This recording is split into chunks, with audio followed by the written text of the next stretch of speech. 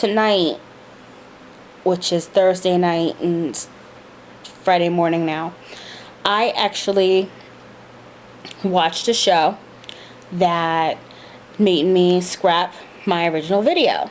So here's the deal. I'm watching Hell's Kitchen, which is season 5, episode 2, just so you know. There's a gentleman on there who's about 400 pounds. Now, that night, apparently, they had gotten all their tickets out, and they had gotten, long story short, they got to go to Catalina Island.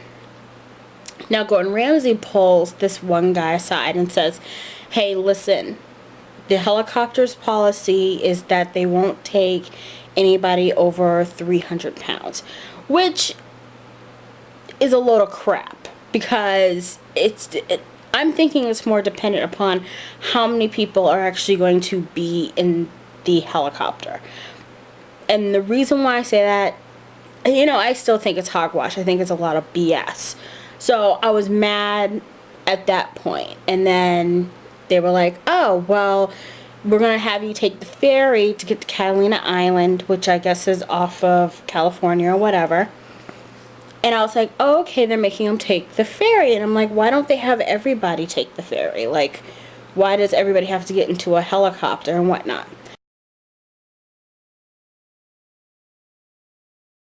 So he's on the ferry, which I'm thinking is like 4 hours or 3 hours, 3 hours or whatever.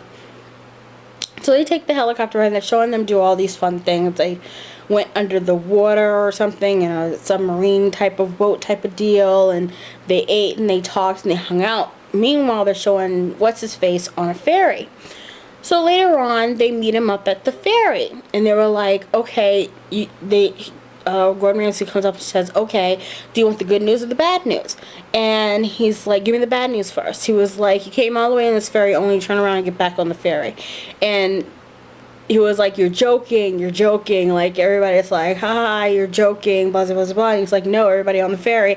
And so this guy that worked just as hard as everybody else not only didn't get to hang out on Catalina Island, but he was forced to get back on the ferry with all the guys, talking about what a great day they had on Catalina Island.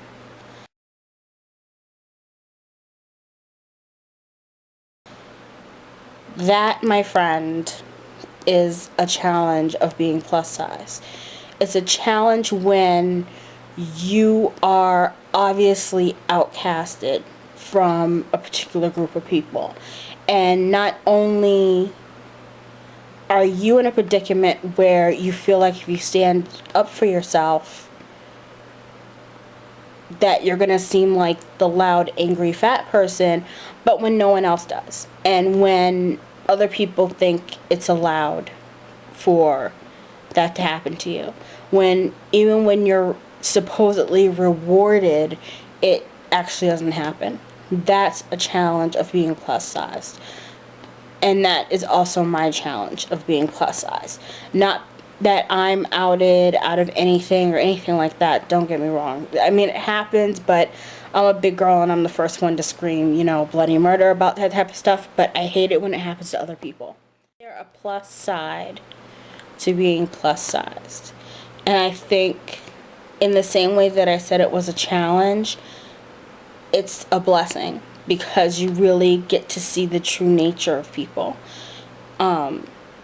Whether it be a guy that you're interested in dating, whether it be work-wise, whether it be friendship-wise, or whatnot. If somebody won't stand next to you and talk to you because you're plus-sized, 9 times out of 10, you probably wouldn't want to talk to that person on a regular basis, because that's a character flaw. As much as people say that obesity is a flaw to show laziness, or a flaw to show like they overindulge, or gluttony, which is one that sometimes gets thrown my way, as one of the 7 deadly sins. As much as that's a flaw, there's another character flaw with people who can't stand next to you and be associated with you just because you're obese. It's not inflicting any pain on them to talk to you. There's no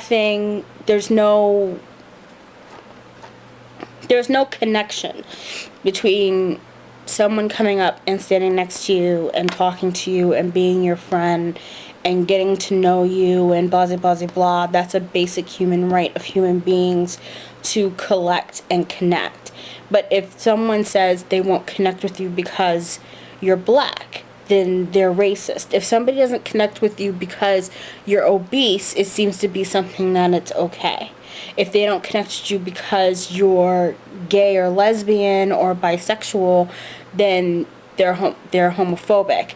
But if they don't want to connect with you because you're obese, there's nothing really there to say that you're doing anything wrong.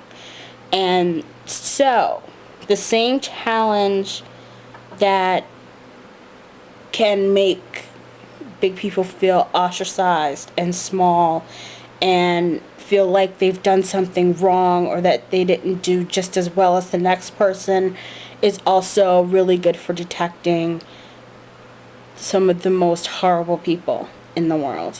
Because if they won't stand next to you because you're obese, what's the next reason why they won't stand next to you? So anyway, have I accepted my weight, my size? It's a tricky question. I firmly believe that whatever size that I am, that I love me. Whatever weight that I am, I love me. However, if 6 months from now I contract some type of disease that makes me, lose, 50 pounds, I'm not gonna be crying that I lost the 50 pounds. I won't be like, oh my god, I lost my big girl status. It really doesn't work that way with me. Being extra, because I'm definitely extra. I love being Zaftig, which is my favorite word. Zaftig and fluffy. Fluffy and Zaftig. Yeah, Zaftig. Love that. I just love that. Anyway, you can win at Scrabble with that word, Zaftig.